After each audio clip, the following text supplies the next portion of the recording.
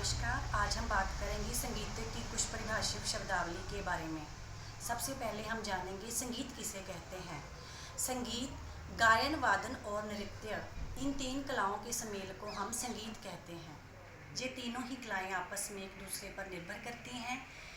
जब कोई गायक अपना गायन वादन पेश करता है तो उसके साथ तबला वादन नहीं होता, तो उसका गायन है जो फीका लगने लगता है। इसी तरह ही यदि कोई सितार वादन अपना सितार पेश करता है तो उसके साथ तबला वादन नहीं होता, तो उसकी सितार भी फीकी लगती है। इसी तरह हम कह सकते हैं कि जो संगीत है वो तीनों कलाओं से ही बना हुआ है। तीनों कलाओं गायन, वादन और नृत्य एक दूसरे पर निर्भर करती हैं। अब हम जानेंगे स्वर किसे कहते हैं। स्वर कोई भी ध्वनि जो मन को प्रसन्न करे, मन को प्रसन्नता दे, तो उसे हम स्वर कहेंगे। स्वर की बात करें तो इसमें 7 शुद्ध और 5 विकृत स्वर आ जाते हैं। 7 शुद्ध स्वर को अब हम देखेंगे। सा रे गा मा पा धा नी। ये 7 शुद्ध स्वर हैं और 5 हैं विकृत स्वर, जिनको 2 भागों में बांटा गया है, कोमल स्वर और तीव्र स्वर। कोमल स्वर 4 हैं, रे गा धा नी, और तीव्र स्वर 1 है, मा। अब हम देखेंगे कोमल स्वर।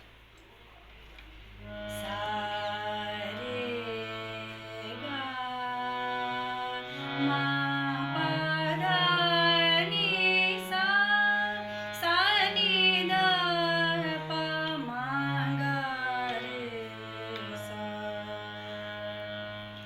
तीव्र स्वर सा रे गा मा पा। इसमें कोमल स्वर की परिभाषा हम देखें कि जो अपने शुद्ध स्थान से आधा सुर नीचा हो, उसे हम कोमल स्वर कहेंगे। जैसे ये रे शुद्ध है तो इसमें रे कोमल ये है, तो इसमें हम कहेंगे कि जो अपने शुद्ध स्थान से आधा सुर नीचा हो उसे हम कोमल स्वर कहेंगे। अब हम तीव्र स्वर वो होते हैं जो अपने शुद्ध स्थान से आधा स्वर ऊपर हो। जैसे ये मा स्वर है तो आधा स्वर ऊपर, ये हो गया तीव्र स्वर। अब हम बात करेंगे सप्तक। सप्तक 3 प्रकार के होता है, मंद्र, मध्य और तार सप्तक। ये मंद्र स्वर के स्वर हैं और ये मध्य स्वर के सप्तक के स्वर हैं, और ये तार सप्तक के स्वर।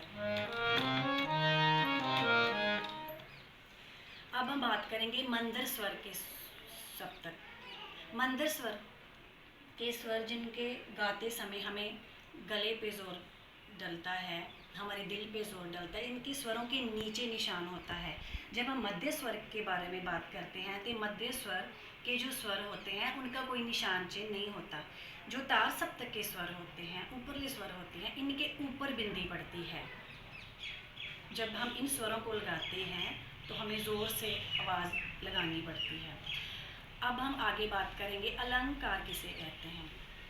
कोई भी स्त्री है जब वो अपने आप को सुंदर बनाने के लिए गहनों का प्रयोग करती है, गहने डालती है, आभूषणों का प्रयोग करती है, तो इसी तरह ही संगीत को सुंदर बनाने के लिए ही अलंकारों का प्रयोग किया जाता है।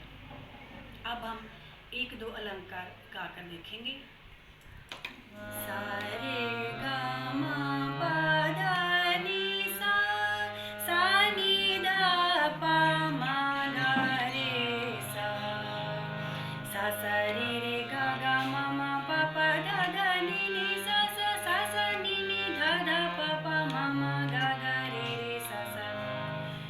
जब कोई भी संगीत प्रेमी संगीत सीखना शुरू करता है तो कोई भी जो सिखाने वाला गुरु है तो सबसे पहले उसे अलंकारों की ही शिक्षा देता है, क्योंकि इन्हीं स्वरों पर ही हम कोई गायन, कोई गीत, कोई भजन, शब्द, बंदिशी इन्हीं स्वरों पर ही गाते हैं।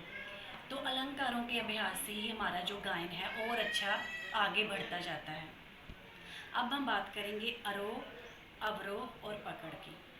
अब देखते हैं आरोह। जब हम संगीत के जो 7 स्वर हैं उनको हम क्रम अनुसार लेकर गाते हैं तो उनको हम आरोह कहते हैं। हैं, जैसे सा रे गा मा पा धा नी सा, ये हो गया आरोह। अब हम इन्हीं स्वरों को लेकर ही हम जब वापस आते हैं, सा नी धा पा मा गा रे सा, तो ये हमारा अवरोह हो गया।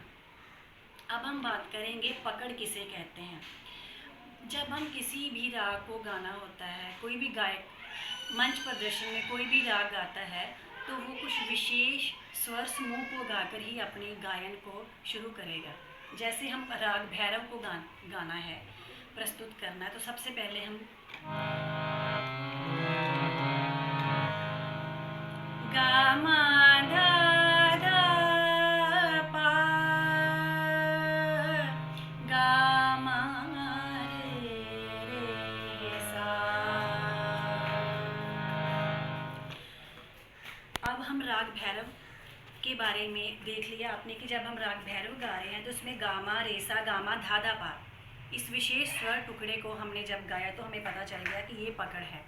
अब हम राग कल्याण को जैसे गाएंगे तो उनके विशेष स्वर समूह को जैसे नी रे गा रे नी रे सा, नी रे गा रे पा मा गा रे, नी रे गा रे नी रे सा, कोई भी विशेष स्वर समूह जिससे राग की पहचान हो उसे हम पकड़ कहेंगे।